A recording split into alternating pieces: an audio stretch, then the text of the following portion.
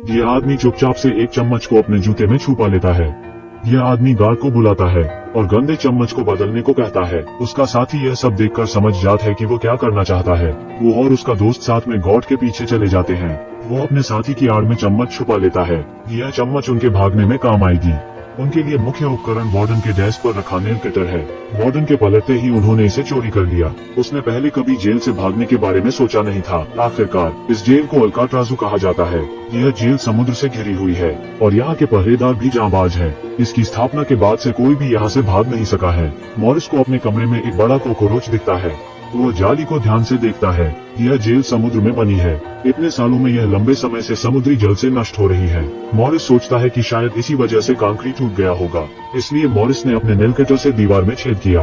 यह देखकर वो बहुत खुश हुआ कि दीवार आसानी से निकल रही है। अगले दिन तीनों दोस्त भागने की साजिश रचते हैं। उनकी सामान्य योजना दीवार में एक छेद करने और छत पर चढ़ने की है। मॉरिस कहता है कि बाहरी दीवार से बचना आसान है, लेकिन अभी भी 2 किलोमीटर चौड़ी समुद्री मार्ग को पार करना है। मॉरिस कहता है कि उन्हें लाइफ जैकेट और इन्फ्लेटेबल ट्यूब की जरूरत है। सौभाग्य से उनमें से एक साथी रेनकोट विभाग में काम करता है। उसने कहा कि वो रेनकोट फुलाकर ऐसा कर सकते हैं। मॉरिस और उसके साथियों को लगता है कि वो यह जेल से भाग सकते हैं। चारों लोग इस बात से बहुत खुश हो गए। इनकी योजना के हिसाब से एक साथी दीवार खोदेगा और दूसरा पहरा देगा। मॉरिस पहले तो बहुत उम्मीद से भरा हुआ था और बेहद खुश था। वो नेल कटर से दीवार को छीलता है और वो आसानी से निकलने लगती है। लेकिन समय के साथ साथ मॉरिस के हाथ भी छील जाते हैं और उसकी गति भी धीमी हो जाती है। वो सोचता है कि अगर ऐसा ही चलता रहा तो वो कभी भी जेल से नहीं भाग पाएगा। मॉरिस सोचता है कि एनर्जी बचाने के लिए उसे नेल कटर की लंबाई बढ़ानी होगी।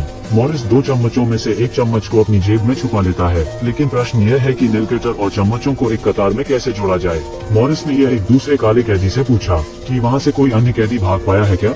उस आदमी ने बताया कि वो एक बार भागने की कोशिश कर चुका है पर असफल रहा है, लेकिन वो मॉरिस के प्रयास का समर्थन करता है। उसने मॉरिस को कोई रसायन खोजने के लिए कहा जिससे मॉरिस का काम आसानी से हो सकता है। तो मॉरिस ने पदार्थ की कीमत चुकाई और बदले में वो पदार्थ को हासिल कर लिया। उसने सिक्के से एल्यूमिनियम पाउडर निकालने के लिए नेल कटर का इस्तेमाल किया, फिर हैंडल को गर्म करके नेल कटर से जोड़ दिया। यह अब एक जेल ब्रेक टूल बन गया है। मॉरिस ने इसे लिया और फिर से कोशिश की। उसने देखा कि दीवारों को काटने की दक्षता में बहुत सुधार हुआ है, लेकिन कुछ देर बाद पहरेदार को बदबू आने लगी। खुशकिस्मती से मॉरिस ने उसके पैरों की आवाज सुनी और तुरंत सतर्क हो गया। मॉरिस जिस कमरे में है वहाँ बहुत अंधेरा है। अंधेरे की वजह से गार्ड को कुछ भी समझ नहीं आता है। गार्ड के चले जाने के बाद मॉरिस अपनी पूरी ताकत से दीवार खोद रहा है। कुछ दिनों की कोशिश के बाद अंत में पूरा कांटेदार तार दिखने लग जाता है। लेकिन अब समस्या फिर आती है। कांटेदार तार के दोनों सिरों में लोहे के बकल लगे हुए थे। उसने बहुत कोशिश की पर वो नहीं निकला। मॉरिस सोचता है कि अब वो क्या करे। तभी उसने पूरे जेल पर नजर डाली तो पाया कि एक ही जगह है जहाँ उपयुक्त उपकरण होते हैं, जो कि कारपेंटर का कमरा है। इसलिए मॉरिस ने इसके लिए साइन अप किया। काम करते वक्त उसने एक ब्लेड छुपा लिया।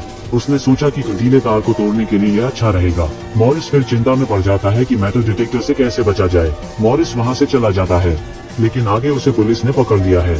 लेकिन मॉरिस के पास एक अच्छा आइडिया है। उसने जेलर से कहा कि वो इसे ले जाकर एक हैंगर बनाना चाहता है। जेल अधिकारियों ने उसे मौके पर ही जब्त कर लिया। मॉरिस बिना एक शब्द कहे वापस कमरे में चला गया। मॉरिस ने पहले से ही अपने जूते के तलवे में एक ब्लेड छिपा लिया था। वो इसकी मदद से तुरंत कांटेदार जाली आसानी से तोड़ पाया। अब उसे भेस बदले की भी जरूरत थी। अब वो काले आदमी से फिर से मदद लेता है। अब मॉरिस ने काले आदमी की दी गई पुस्तक को ढीला कर एक डिब्बे के आकार में चिपकाया। उसने अपने साथी को पुलिस से पेंट ब्रश और पेंट मांगने को कहा। उसने इस सामान की मदद से एक सर बनाया और उसमें बाल लगाए। अंधेरा होने के कारण यह नकली सिर ठीक लग रहा था। अब वो छेद से बाहर निकला और पाइप के सहारे ऊपर की ओर चढ़ा। लेकिन छत पर कांटेदार तार की एक परत और है।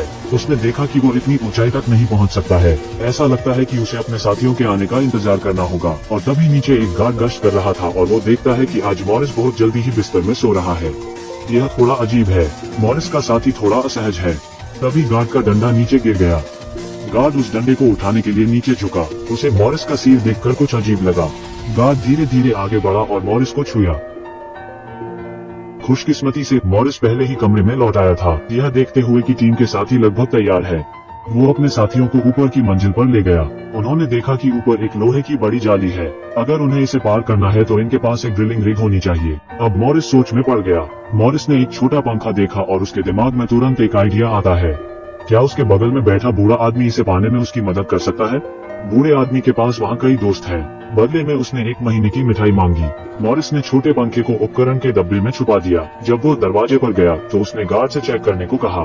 गार्ड को इस बात पर शक हुआ तो उसने मॉरिस के दूसरे साथी को चेक किया। मॉरिस ने रात में पंखा निकाला और उसने एक ड्रिल मशीन बना ली और रात के अंधेरे में दोनों फिर से छत पर चढ़ गए और लोहे के बड़े ढक्कन को सफलतापूर्वक तोड़ दिया। लेकिन अगली सुबह वार्डन ने गार्ड को अचानक से चेकिंग के लिए बुलाया। उसने उसका बिस्तर लेकर उसे मेटल डिटेक्टर से जांचा। उसने उस बॉक्स को हटा दिया जिसका इस्तेमाल उसने छेद को ब्लॉक करने के लिए किया था। खुशकिस्मती से कार्डबोर्ड से बने कांटेदार तार अभी भी बहुत अच्छे दिख रहे हैं, लेकिन वार्डन अभी भी उसे एक और सेल चेक करने के लिए कहता है। मॉरिस जानता था कि उसने संदेह पैदा किया है, इसलिए उसने अपने साथी को आज रात भागने का फैसला बताया। रात में तीनों इमारत के ऊपर पर चढ़ गए, लेकिन उनका एक साथी अभी भी जेल के अंदर ही है। तीनों ने अब अपने साथी का इंतजार नहीं करने का फैसला किया। तीनों अब एक दूसरे की मदद करते हुए छत पर चढ़ गए, फिर पानी के पाइप के सहारे नीचे उतरे और फिर समुद्र की ओर दौड़े।